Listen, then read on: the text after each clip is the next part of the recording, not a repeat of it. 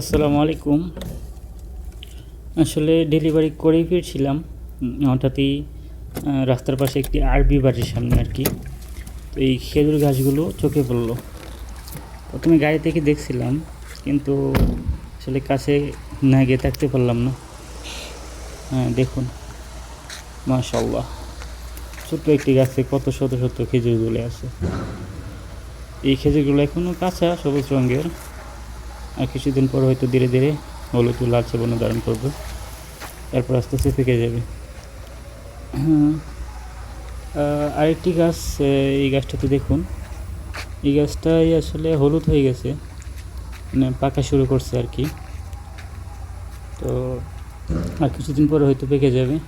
দেখুন, মাশাআল্লাহ, কি সুন্দর করে ধরে আছে।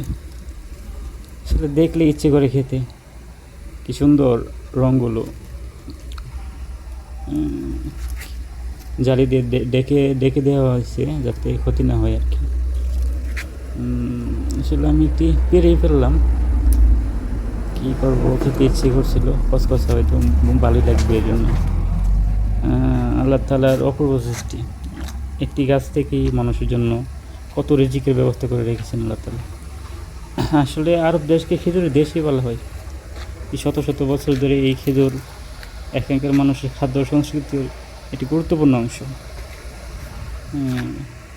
দেখুন, সামনে আরেকটি গাছ। এই গাছটাতে আবার অন্যরকম জাত, তিনটা আসলে তিন রকম খেজুর ধরে আছে, তিন রকম গাছ, তিন জাতের। তো এটা লাল, পাকলে টকটকে লাল হয়ে যায়, কারণ সম্পূর্ণ পাকে নাই, পাকা শুরু করছে, এই জন্য হালকা লাল হয়ে আছে।